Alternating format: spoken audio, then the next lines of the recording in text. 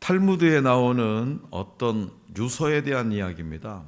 한 아버지가 아들을 먼 곳에 유학을 보냈어요. 그런데 아버지는 그 아들을 떠나 보낸 지 얼마 안 돼서 중병이 걸렸어요.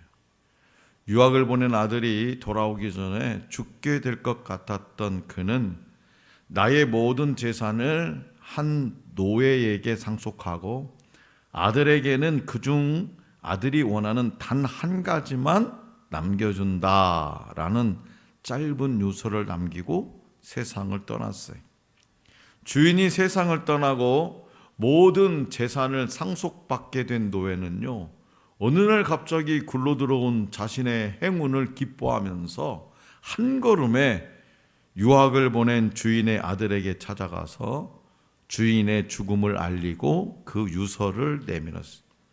이 소식을 듣게 된 아들은요, 매우 놀라고 슬퍼했습니다. 그런데 아버지의 장례를 치른 후에 아들은요, 유서의 내용을 보고 마음이 더 괴로웠어요. 아들은 이 일에 대한 지혜를 얻기 위해서 선생님을 찾아가서 상의를 합니다. 아들은 랍비에게 아버지가 노예에게 전 재산을 상속한 이유를 도저히 모르겠다면서 불만을 터뜨리는 거예요. 어떻게 세상에 이 아들보다 저 노예가 더 좋단 말입니까? 세상에. 그런데 유서를 읽은 랍비는 아버지의 지혜에 감탄했어요. 그리고 이렇게 말합니다. 여보게, 아버지의 뜻을 잘 살펴보게. 아버지는 자신이 죽고 나면 노예들이 유서의 내용과 관계없이 모든 재산을 빼돌릴 수 있다고 생각하셨던 거야. 그래서 모든 재산을 한 노예에게 상속하신 거지. 그리고 아들이 그중 한 가지를 가질 수 있다는 조항을 넣으셨지. 자네는 모든 재산을 상속받은 그 노예를 가지겠다고 말하면 되는 거야. 노예의 재산은 물론이고 노예는 오직 주인의 것일 뿐일세. 이렇게 말하면 고개를 끄덕거리신 분이 딱 한 분 계시는데 최성택 집사님. 늘 언제나 본인은 머슴이라고 하니까 말씀하시니까 이해가 가시죠? 예, 노예는 주인의 것일 뿐이에요. 오늘 우리에게 주신 본문 말씀이 기록된 로마서는요, 바울 서신뿐만 아니라 신약 성경의 서신들 중에서 첫 번째로 만나게 되는 복음 편지입니다. 로마서는 목회적으로, 변증적으로, 선교적으로 매우 중요합니다. 어거스틴, 종교개혁가 루터, 문학가 존 버년, 신학자이며 선교사인 존 웨슬리, 설교가 존 크리소스톰 등 교회사의 유명한 인물들의 사례를 통해서 로마서의 영향력을 확실히 알 수 있죠. 특히 루터는요, 로마서는 성서의 전체 의도를 내포하고 있으며 신약 혹은 복음의 가장 완벽한 개요다라고 말하기까지 했습니다. 로마서의 주제는 오직 예수 그리스도를 믿음으로만 의롭다함을 얻는다입니다. 오직 예수 그리스도를 믿음으로 의롭다함을 얻는다. 오직 예수 그리스도를 믿어야 영생을 얻는다. 하나님의 자녀가 될 수 있다. 여기서 의롭다함이라는 건 바로 그런 겁니다. 당시 로마는 세계에서 가장 중요한 도시였고 이성과 지혜, 문학과 예술, 체육과 전술, 건축과 지역개발의 중심이었습니다. 이 도시에 살고 있던 이방인들을 향해 바울은 예수가 그리스도다라고 선포한 거예요. 예수가 그리스도다. 다시 말해서 예수가 메시아다. 그는 다양성이 진리처럼 믿어지던 시대에 그 진리처럼 믿어지던 시대에 오직 한 분 예수 그리스도만이 진리임을 믿어야 한다고 선포했어요. 당시 로마는 사람의 능력이 점점 더 커져가자 신의 영역에 이르는 황제를 세우기까지 했습니다. 황제라는 말은요, 신이라는 거예요. 인간도 되고 신도 된다는 거예요. 이런 로마 제국의 문화에 젖어버린 디아스포라 유대인들과 각지에서 모인 이방인들을 향해 사람은 죄인일 수밖에 없으며 참 하나님이시며 참 사람이신 예수님만이 모든 죄인을 구원할 그리스도임을 바울은 변증하고 있는 거죠. 이처럼 바울은요, 명확한 삶의 정체성을 가지고 그 정체성대로 살기 위해서 평생 힘을 다해 살았습니다. 그가 하나님께 받은 은혜와 직분은 바울을 계속 새로운 곳으로 움직이게 하는 동력이 되었습니다. 오늘 우리에게 주신 본문 말씀을 통해서 이 바울의 뜨거운 신앙과 삶을 살펴보면서 우리의 삶을 다시금 생각해보는 시간이 될 수 있기를 원합니다. 그리고 우리 주님이 들려주시는 음성에, 나를 향해 들려주신 그 음성에 귀 기울여 볼 수 있기를 원합니다. 자, 먼저 바울은 복음이신 예수 그리스도를 증거합니다. 본문 말씀 1절에서 4절입니다. 다시 한번 받들겠습니다. 1절에서 4절 시작.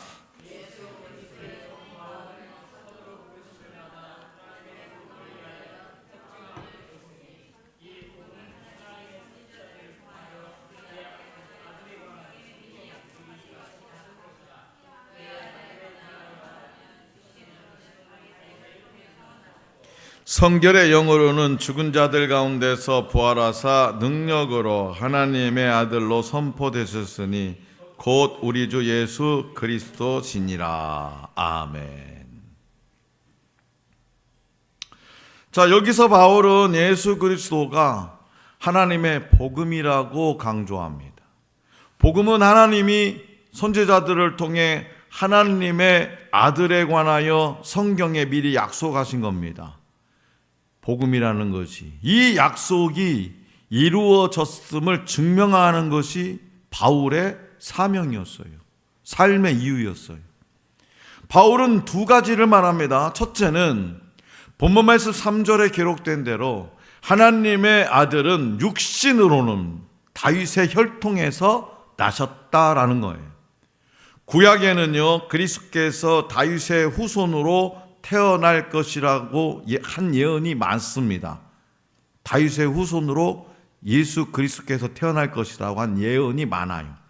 이사야 53장 2절에 마른 땅에서 나온 뿌리라는 기록은 나사렛 예수 그리스도가 왕의 가문인 다윗의 줄기이지만 왕궁에서 나시지 않고 베들레헴의 말구유에서 태어나심으로 고난의 메시아로서의 사역을 시작하셨다라는 것을 의미하고 있어요.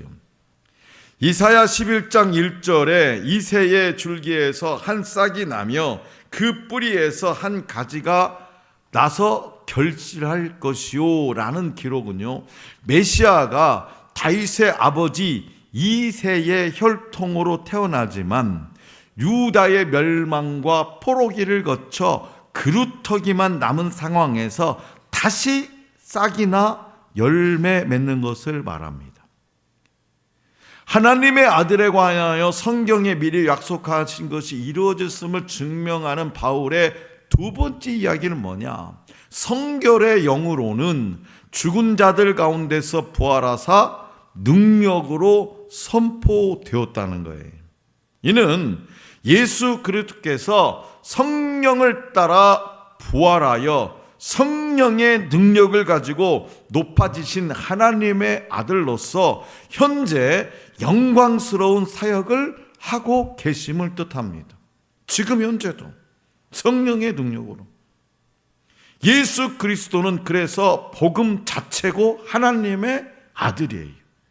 그럼에도 불구하고 사람들은 현실의 삶에서 자신들의 욕망을 채워주는 메시아를 기대했어요. 아파트를 넓혀주는 메시아, 좋은 자동차를 살게 해주는 메시아, 아들, 딸들이 좋은 회사에 취직하는 메시아, 돈 잘 벌게 해주시는 메시아, 그런 메시아를 기대했다라는 거예요. 내 근심 걱정 일청이 그냥 싹 사라지게 해주는 메시아. 그러나 하나님은 자기 백성에게 영생을 주시려고 예수님을 부활시키시어 그들에게 영생을 얻게 하셨어요. 요한복음 3장 16절. 그러니까 예수님이 이 땅에 메시아로서 오신 존재의 목적은 뭐냐? 오늘 저와 여러분들이 돈 벌게 해주는 메시아, 아파트 평수 늘려주는 메시아, 나를 출세해 주는 메시아가 아니라 영원토록 살게 해주시는, 그것도 어디서? 천국에서 영원토록 살게 해주시려고 이 땅에 오셨더라 이겁니다. 다시 말해서 하나님은 예수님의 부활을 통해서 사망이라는 인간의 본질적인 문제를 해결하시고 이 세상에서의 잠깐이라는 시간이 아니라 영원이라는 하나님의 속성에 참여하는 은혜와 복을 내리셨던 거예요. 이는요, 나보다 나를 더 잘하시고 더 사랑하시는 하나님 아버지의 은혜예요. 예수님은 다윗과 같은 세상의 왕이 아니라 영원한 하나님 나라의 왕으로 우리를 하나님 나라의 백성으로 삼으신 거예요. 결국 복음이란 뭐냐? 이스라엘의 하나님이 예수님을 보내셔서 십자가와 부활 사건을 통해서 사망의 권세를 이기게 하시고 온 땅을 다스리시는 하나님의 아들이 되게 하셨다라는 선포, 그것이 바로 뭐다? 복음인 거예요. 복음. 다시 말해서 복음은 심오한 철학이나 사상이 아니라 예수님이 이 땅에 오셔서 십자가에서 죽으시고 다시 살아나심으로써 믿는 자마다, 믿는 저와 여러분들에게 영생을 얻게 하셨다는 역사적 사실이라고 바울은 강력하게 로마 시민들에게 선포하고 있는 거예요. 그리고 이 시대를 향해서 하나님의 이 성경을 통해서, 로마서라고 하는 이 성경을 통해서 오고 오는 세대를 향해서도 선포하고 있는 거예요. 이어서 바울은 예수 그리스도의 것으로 부름받은 성도에 대해서 증거합니다. 본문 말씀 5절에서 7절입니다. 5절에서 7절 시작. 그로 말미암아 위하여 모든 이방인 중에서 믿어 순종하게 하나니 너희도 그들 중에서 예수 그리스도의 것으로 부르심을 받은 자니라. 로마에서 하나님의 사랑하심을 받고 성도로 부르심을 받은 모든 자에게 하나님 우리 아버지와 주 예수 그리스도로부터 은혜와 평강이 있기를 원하노라. 아멘. 그리스도인은요, 그리스도인 하면 누구예요? 나, 그치? 그리스도인, 나. 재원이 그리스도인, 시원이 그리스도인. 말 안 듣는 동생이라도, 나를 귀찮게 하는 동생이라도 그리스도인, 시원이. 그리스도인은 예수 그리스도를 통해서 죄사함과 구원의 은혜를 받았고 예수님의 증인으로 살아야 할 사도의 직분을 받았어요. 바울이 예수 그리스도의 것으로 부름받은 성도, 지금 예수 그리스도의 것으로 부름받은 성도라고 말한 대상은 그래서 누구다? 이 땅의 모든 그리스도인, 이 땅의 모든 그리스도인, 이게 예수 그리스도의 것으로 부름받은. 아까 뭐라고 했어요? 노예는 누구의 것? 주인의 것. 그럼 우리는 뭐요? 예수 그리스도의 것으로 부름받은 모든 그리스도인 중에 속해 있는 저와 여러분들은 누구 것? 예수 그리스도의 것. 그러니까 우리는 뭐요? 주장할 것이 아무것도 없어요.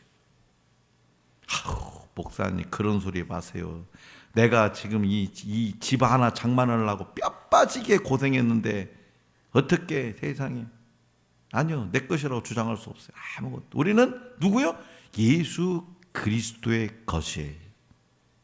다시 말해서 오늘 저와 여러분들을 포함한 이 땅의 모든 그리스도인이 받은 은혜는 죄인인 우리가 영원한 죽음의 징벌을 받아야 함에도 불구하고 영원히 지옥에서, 영원히 그 지옥에서 고통스럽게 영원이라는 시간 속에서 살아가야만 해도 불구하고 오히려 죄 용서와 사랑과 영생의 구원을 받은 거예요. 이 은혜를 통해서 그리스도인은 예수 그리스도의 이름을 위해서 모든 이방인이 예수님을 그리스도라 믿고 그분께 순종하게 하는 사명을 받았어. 그리스도인은 이 은혜로 인해서 기쁨으로 그래서 사도직을 감당해. 바울처럼. 바울은 나보다도 너무나 위대한 사람이니까 그렇게 했지. 나는요 배운 것도 없고요 성경도 모르기 때문에 나는요 그렇게 말할 수가 없어요. 나는 복음을 전할 수가 없어요. 이거는 직무유기예요.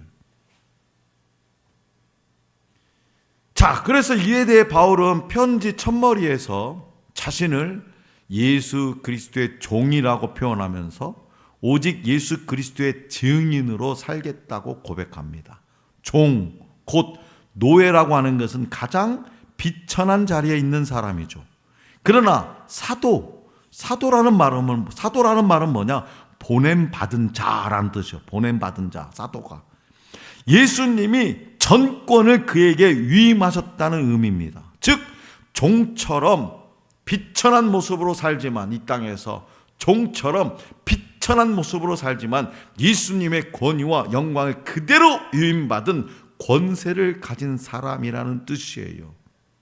그래서 바울은 예수 그리스도께서 하나님의 아들이라는 복음을 전하기 위해서 부르심을 받고 하나님으로 왔으니 이제는 바울 자신이 하나님이 보내시는 곳 이방인들과 디아스포라 유대인들을 향해 나아가 사도 직분을 감당하겠다라고 선포하는 거예요.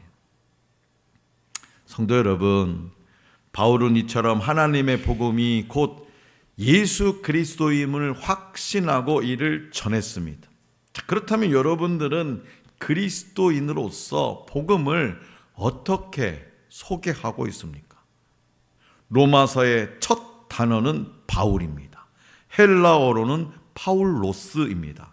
그는 자신을 예수 그리스도의 종, 헬라어로는 둘로스 크리스트 예수라고 소개하며 편지를 시작합니다. 둘로스 크리스투 예수, 예수 그리스도의 종, 이렇게 자신을 소개하며 편지를 시작해요. 둘로스는 절대 복종을 의미하는 단어입니다. 종이니까. 유대 문화에서 둘로스라는 말은 뭐냐? 불법적이거나 이해할 수 없는 타율적 봉사를 의미했어요. 종, 노예는 시키는 대로 해야 되니까 내 의지하고는 상관없이. 당시 로마인들은 자유의지와 의지의 상실과 개인의 존엄성 상실을 뜻하는 강제 노역을 혐오했어요. 강제로 시키는 것. 그러니까 둘로스라는 말은 좋은 말이 아니에요. 하지만 사도 바울이 말한 종, 둘로스는 타율적인 굴종이 아닙니다. 자발적이면서 자기 선택적인 행복한 절대 복종이에요. 바울이 이렇게 될 수 있었던 것은 그가 복음이신 예수 그리스도의 종이었기 때문입니다. 또한 하나님의 복음을 위하여 택함받고 자발적으로 사명 완수를 위해 충성을 다하는 부름받은 사도였기, 보내심을 받은 자였기 때문이었습니다.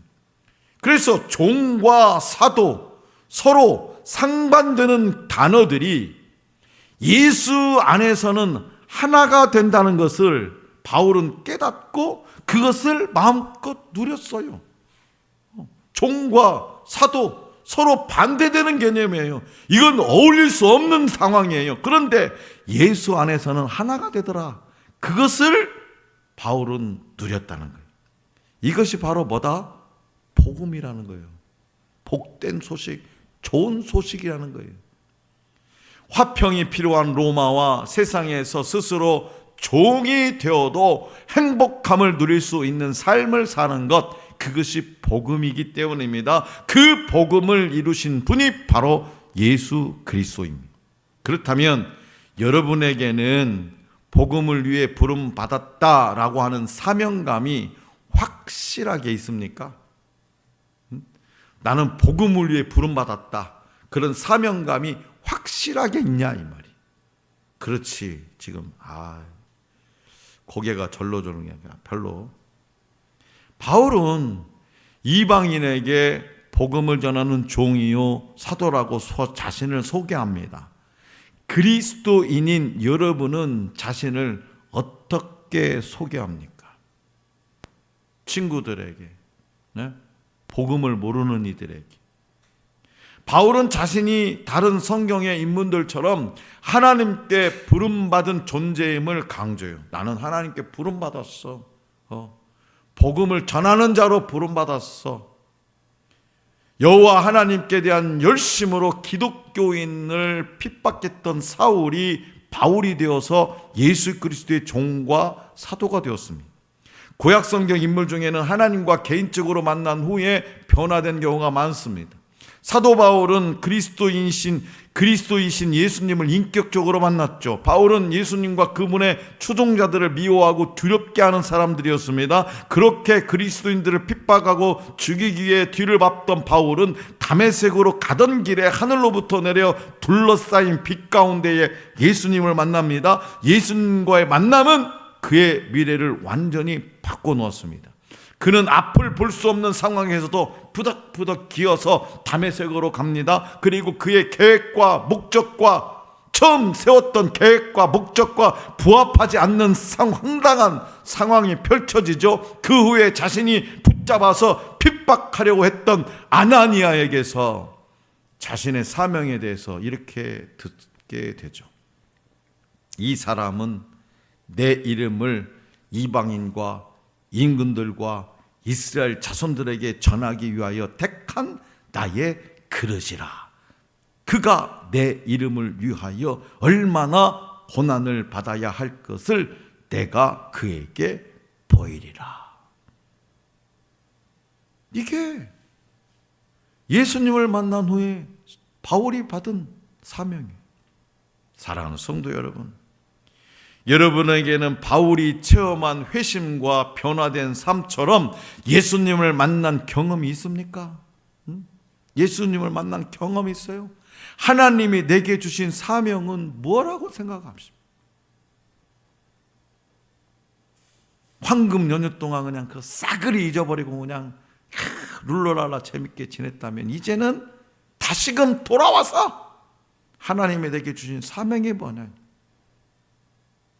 오늘 우리에게 주신 본문 말씀 앞에서 다시금 우리의 부르심을 생각해 보길 원합니다. 하나님이 나를 왜 부르셨나? 이 시대를 살아가는 저와 여러분들은 예수 그리스도의 것입니다. 우리는 복음을 위해서 부르심을 받은 하나님의 사람들이에요.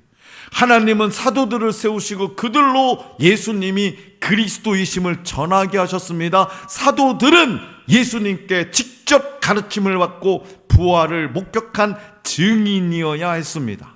초대교회에서 사도들에 의해서 예수님이 그리스도이심이 선포되었고, 그 선포된 말씀이 기록되어서 신약 성경이 되었습니다. 사도들은 대부분 복음을 전하다가 순교로 생을 마감했습니다. 예수님이 가신 길을 그들도 따라갔습니다. 예수 그리스도의 것으로 부름받은 우리 모두는요, 가정에서, 직장에서, 교회에서, 나아가 선교지에서 삶의 자리마다 복음을 전해야 할 사명이 있습니다. 자, 그렇다면 어떻게 복음을 전할 수 있을까? 어떻게? 우리는 지금 전도대행진 그 한복판을 지나가고 있어. 가정에서 자녀들에게 믿음의 말을 들려주는 것, 그것 복음 전하는 겁니다. 믿음의 달. 직장에서 동료들의 어려움을 듣고 내가 기도해 줄게 라고 말하는 것, 복음을 전하는 겁니다. 친구와 이웃들에게 이번 주 토요일 날 우리 교회 장로님 콘서트 한단다 라고 꼭 좀 같이 가자 라고 권하는 것, 이 모든 것이 복음을 전하는 것, 복음을 전하는 삶이 그리 대단하고 거창하지 않아도 됩니다. 우리가 삶으로 복음을 살아날 때 그 복음은 자연스럽게 전해져요. 하지만 이 부르심에 순종하며 살기가 결코 쉽지는 않아요. 내가 재원이한테 초대장을 주면서 엄마한테 꼭 좀 토요일 날 오라고 전해줘 했더니 우리 엄마 안 올 거예요. 그냥 단정해버려. 그냥 우리 엄마 안 올 거예요. 그게 힘들다는 거예요. 복음으로 살아내기가, 순종하기가 힘들어요. 삶의 무게와 현실이 우리로 짓누를 때, 인간 관계에서 어려움을 겪을 때 우리는 부르심대로 살아갈 힘과 능력이 없습니다. 그래서 우리에게는 필요한 것이 있어요. 그게 바로 뭐냐? 은혜와 평강. 은혜와 평강의 근원이신 하나님이 우리를 붙드시고 지켜주실 때 우리는 그분의 부르심을 따라서 살아갈 수 있습니다. 모세를 한번 보십시오. 모세는 80세가 되어서야 하나님께 부름을 받았습니다. 그는 자신이 부족하다고, 말이 어눌하다고 여러 번 고사했지만 하나님이 은혜를 부어주시고 그의 길을 평강으로 인도하셨어요. 바로 그 은혜와 평강이 있었기에 모세는 출애굽이라는 위대한 사명을 끝까지 감당할 수 있었습니다. 그러므로 나의 뜻과 계획을 따라 살아가는 인생이 아니라 예수 그리스도의 것으로 부르심을 받은 사람으로 복음을 살아낼 수 있기를 원합니다. 삶의 모든 자리에서 하나님의 폭포수 같은 은혜와 평강을 누리는 우리 모두가 될 수 있기를 간절히 기원합니다.